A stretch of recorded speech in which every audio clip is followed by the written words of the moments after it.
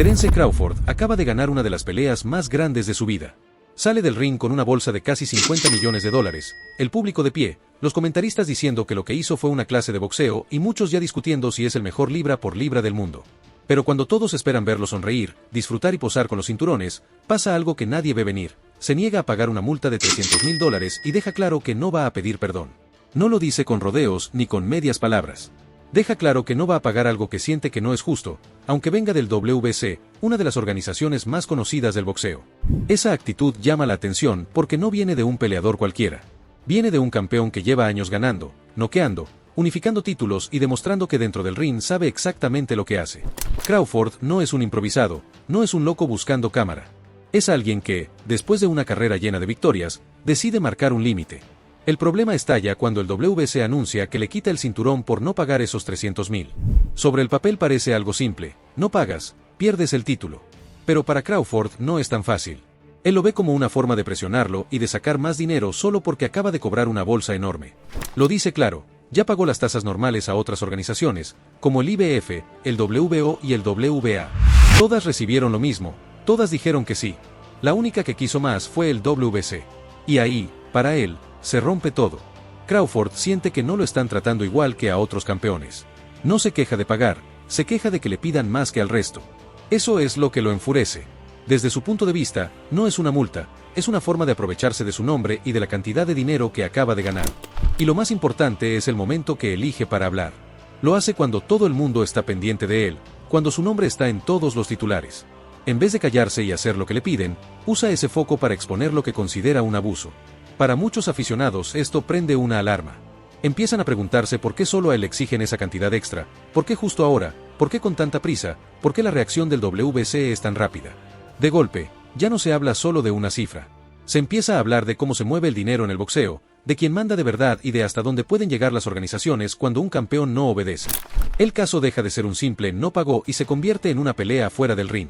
Este es el punto en el que todo se pone interesante, porque detrás de esos $300.000 hay más cosas en juego, posibles favoritos, cinturones vacantes, futuros rivales y mucho dinero que todavía no se ha cobrado.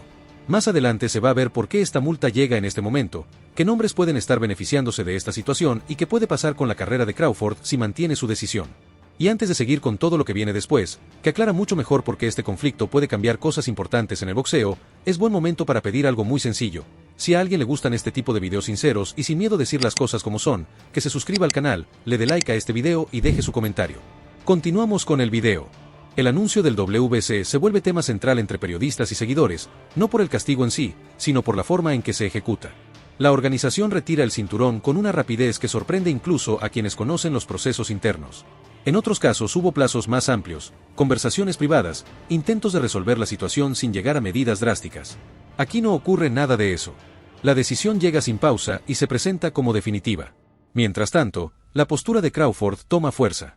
Él explica que cumplió con los pagos correspondientes a las demás organizaciones, todos con el mismo monto, todos sin ningún tipo de queja. Cada organismo recibió lo que le tocaba y cerró su parte sin generar conflicto. La diferencia aparece solo en un lugar, y es eso lo que genera tensión. Desde la perspectiva de Crawford, no existe razón para que uno de ellos exija una cantidad extra. No lo ve como un error administrativo, lo ve como un trato que no corresponde. Esta diferencia provoca que muchos empiecen a revisar decisiones del pasado.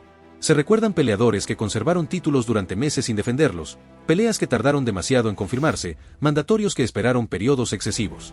Algunos casos mostraron una flexibilidad notable. Sin embargo, en la situación de Crawford ocurre lo contrario. La firmeza de la medida crea un contraste difícil de ignorar. Esa comparación genera sospechas. No porque exista una prueba concreta, sino porque la coherencia del sistema se pone en duda. Un campeón que viene de una victoria enorme, recibe un trato más estricto que otros con menos actividad. La diferencia es clara, y esa diferencia es la que empieza a levantar preguntas que nadie hacía antes. El boxeo siempre ha tenido decisiones discutidas, pero pocas veces fueron tan evidentes tan rápido. Al mismo tiempo, surge un debate en torno al cinturón que quedó libre. Un título vacante siempre atrae atención, no solo de peleadores, sino también de promotores, cadenas y equipos que buscan oportunidades para sus atletas. Un campeonato disponible puede mover contratos, reacomodar rankings y crear peleas nuevas que generan ingresos importantes. No es raro que la salida de un campeón abra espacio para intereses que se mantenían quietos. La ausencia de Crawford del panorama inmediato de ese título cambia el equilibrio. Su presencia obligaba a cualquier aspirante a enfrentarlo, y muchos sabían que esa no era una tarea sencilla. Su estilo, su experiencia y su nivel hacían que ese camino fuera complicado. Sin él en la ecuación, varios nombres ganan posibilidades que antes no tenían. Eso provoca que, de forma natural, surjan sospechas sobre quién podría aprovechar más esta situación. En medios y redes comienzan a mencionarse peleadores que estaban cerca de una oportunidad importante. No se trata de acusaciones directas, sino de observaciones sobre cómo se mueve el escenario cuando un campeón tan dominante queda fuera. Un cinturón libre es un incentivo poderoso, y la historia del boxeo tiene varios ejemplos de ajustes oportunos cuando aparece una vacante inesperada. El comportamiento de la organización, unido al momento en que ocurre y la posición en la que queda el título, crea una combinación que invita a pensar en más de un beneficiado. No es necesario decirlo con nombres todavía, basta mirar cómo se acomoda la división para notar que algunos perfiles encajan mejor que otros en esta nueva situación. Cada ranking, cada aspirante y cada anuncio posterior gira de una forma distinta ahora que el campeón que ocupaba ese lugar queda apartado. La reacción del público también influye. Muchos sienten que la sanción no se ajusta al tamaño del triunfo reciente de Crawford. Acaba de vencer en una pelea millonaria, con una actuación sólida, sin polémicas dentro del ring, y aún así queda fuera del cuadro principal en cuestión de horas. Esa desconexión entre lo que ocurrió en el ring y lo que se decide fuera de él es lo que mantiene el tema en discusión. El caso se vuelve más complejo cuando empiezan a aparecer datos que no estaban en el centro del debate inicial. Se habla de montos que supuestamente iban destinados a fondos de ayuda, de porcentajes que no coinciden con lo que se cobró en otras peleas y de acuerdos especiales que algunos recibieron en el pasado. Ninguno de estos elementos explica por completo la situación, pero juntos muestran un panorama donde no todo parece tener la misma regla. Crawford no se limita a comunicados ni a frases suaves. Su respuesta llega en forma de video directo a cámara, grabado sin decorado, sin traje y sin filtro. Habla mirando al espectador, con el mismo foco con el que mira a un rival antes de atacar. En ese mensaje deja claro que no siente que le estén cobrando una simple tasa, siente que lo están usando. Repite que él ya pagó lo que correspondía a los demás organismos y que la petición del WBC no es una norma, sino un abuso. No se ve a un campeón buscando excusas, se ve a alguien que está cansado de que la cuenta siempre recaiga sobre el mismo lado. En ese video lanza una crítica que muchos boxeadores han pensado, pero no se atrevieron a decir. Recuerda que es el peleador quien sube al ring, quien recibe golpes, quien se expone a lesiones serias y quien arriesga su salud cada vez que suena la campana. Mientras tanto, quienes cobran esas tasas nunca han sentido un puño en la cara. Crawford describe una realidad simple. Mientras los ejecutivos viajan en avión, duermen en hoteles de lujo y comen en restaurantes caros, los que pagan esa vida son los que sangran sobre la lona. Su mensaje conecta porque pone en palabras una sensación que muchos intuían, pero nadie de su tamaño había señalado con tanta claridad. También cuestiona el valor real del cinturón por el que le exigen ese dinero. Durante años, el cinturón verde del WBC fue mostrado como un símbolo máximo de grandeza. Fotos, promociones, ceremonias, todo giraba alrededor de ese objeto. Crawford rompe esa imagen cuando dice que no piensa seguir pagando por algo que, según él, se volvió más negocio que reconocimiento. Para él, el único título que refleja quién manda en una división es el cinturón de The Ring, un premio que no cobra tasas y que solo coloca su nombre en la cintura de quien realmente es el mejor en el peso. Al hablar de esa manera, golpea directamente al corazón del modelo en el que se apoya el WBC. Si un campeón de su nivel dice públicamente que su cinturón es solo un trofeo caro, la reputación de ese organismo queda tocada. No es un aficionado escribiendo en redes sociales, es un peleador que acaba de ganar una bolsa enorme y que puede darse el lujo de prescindir de ese título. El mensaje entre líneas es claro. El respeto no viene del color del cinturón, viene de lo que se hace sobre el ring. La organización intenta defenderse señalando que gran parte del dinero iba a un fondo para ayudar a exboxeadores con problemas económicos o de salud. Sobre el papel, la idea suena correcta. Nadie discute que muchos antiguos campeones viven situaciones difíciles, arrastrando secuelas físicas y sin estabilidad. Pero la forma en la que se presenta esa justificación levanta sospechas. Para algunos seguidores, parece un intento de cargar sobre un solo peleador la responsabilidad de sostener un sistema que no ha sido transparente durante años. Crawford tampoco rechaza la existencia de ayudas para veteranos. Lo que rechaza es que se use su nombre y su bolsa como pretexto para ajustar cuentas de manera distinta a los demás. Siente que lo tratan como una fuente de dinero extra solo porque acaba de protagonizar un evento gigantesco. Eso explica el tono de su discurso. No habla como alguien que quiere ahorrarse una cantidad. Habla como alguien que se niega a aceptar que su éxito sea la excusa para apretar más. El eco de sus palabras se ve en la reacción del público. Muchos fanáticos, sobre todo aquellos que siguen el deporte desde hace años, empiezan a cuestionar cuánto dinero de verdad termina ayudando a los peleadores retirados y cuánto se queda en el camino. Otros recuerdan historias de campeones del pasado que terminaron sin recursos después de generar millones en taquilla. El caso Crawford sirve de espejo para todas esas dudas acumuladas. Al mismo tiempo, la dureza de su discurso deja en una posición incómoda a otros boxeadores en activo. Algunos han sufrido situaciones parecidas, pero no han querido romper relaciones con las organizaciones. La postura de Crawford muestra que existe otra opción: decir que no, asumir las consecuencias y seguir adelante con su carrera apoyado en su prestigio y en su poder de venta. No todos pueden hacerlo, y precisamente por eso su gesto pesa tanto dentro del vestuario. Mientras el debate crece, la imagen del cinturón verde cambia. Para una parte de la afición sigue siendo un símbolo histórico. Para otra, empieza a verse como un objeto ligado a cobros, tasas y decisiones poco claras. En medio de ese choque de opiniones, lo único seguro es que la voz de Crawford ya no se puede ignorar. Ha puesto en duda no solo una multa, sino la forma en la que se ha manejado el poder en el boxeo durante mucho tiempo. A medida que la discusión se expande, otro elemento empieza a destacar: la relación histórica entre el WBC y ciertos peleadores que han recibido trato preferente en momentos clave. No se mencionan en comunicados oficiales, pero la comunidad del boxeo recuerda bien cómo algunos mantuvieron cinturones sin defenderlos durante largos periodos, mientras otros fueron presionados con tiempos mucho más cortos. Es un contraste que ahora adquiere más sentido para quienes observan el caso de Crawford con atención. Uno de los puntos que genera más debate es la manera en que la organización manejó situaciones previas con figuras de enorme impacto comercial. Durante temporadas completas, varios campeones de alto perfil conservaron su posición sin la exigencia inmediata de enfrentarse a sus retadores. En cambio, cuando Crawford se encuentra en el punto más alto de su carrera, el margen desaparece. No hay espera. No hay flexibilidad. Solo la decisión de retirar el título.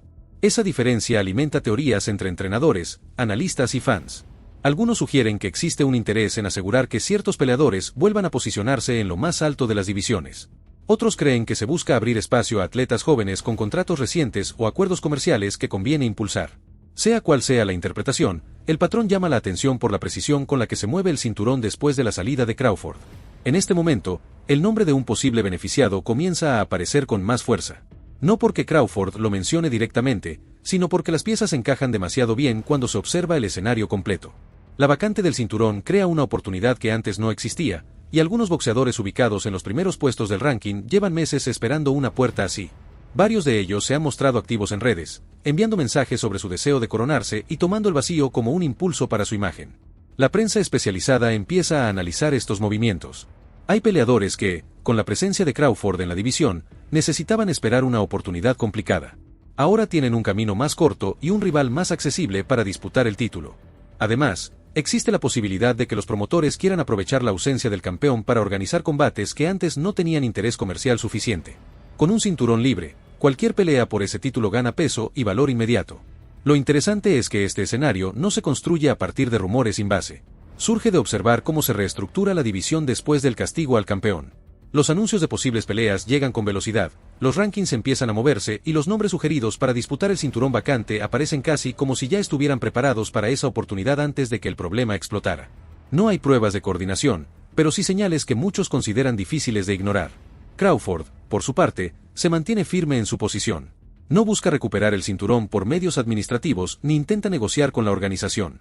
Su prioridad no es volver a cargar un título del que ya no confía.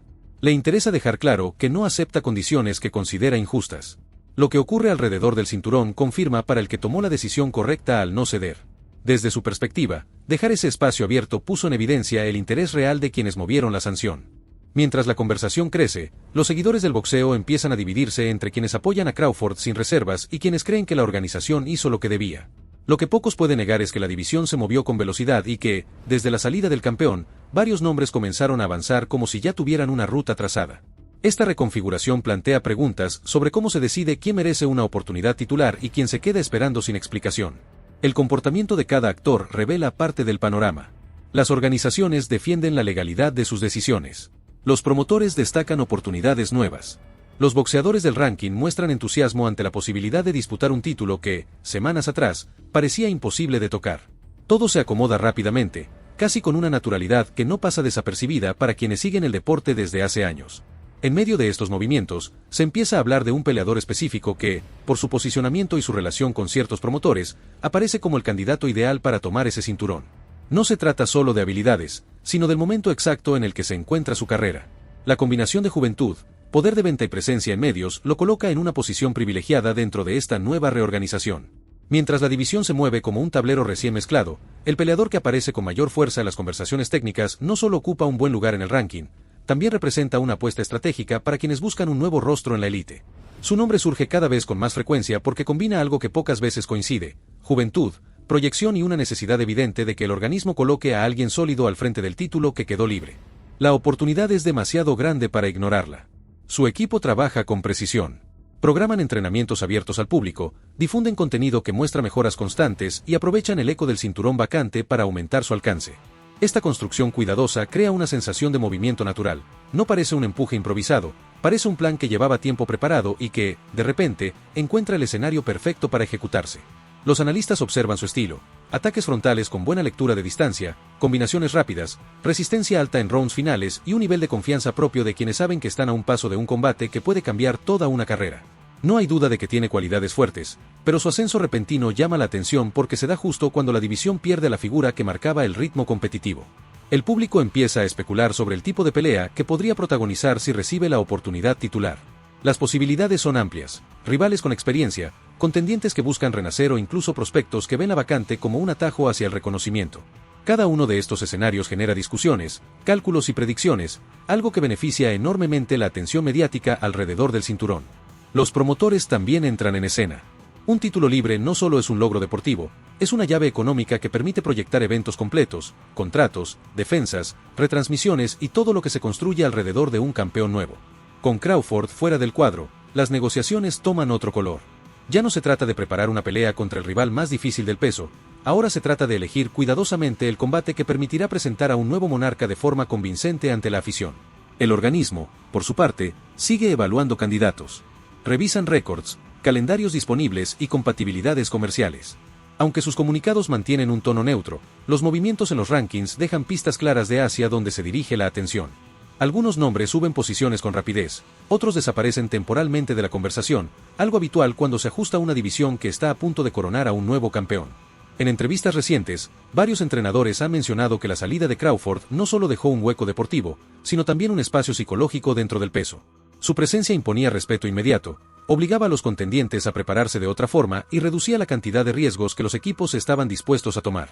Ahora, con el título disponible, los boxeadores visualizan un escenario más abierto y se animan a asumir peleas que antes no tenían en consideración. El peleador que domina las conversaciones aprovecha este ambiente. Habla con seguridad, reconoce el momento y mantiene la calma propia de quien sabe que no debe cometer errores. Cada declaración suya, cada imagen de sus entrenamientos y cada comentario de su equipo fortalece la idea de que está listo para dar el salto definitivo. Esto alimenta tanto la expectación del público como el interés de las cadenas que buscan un combate con buena audiencia. La división vive una transformación silenciosa, impulsada por decisiones que empezaron fuera del ring. El título libre se convierte en el centro de una competencia intensa donde todos parecen avanzar al mismo tiempo.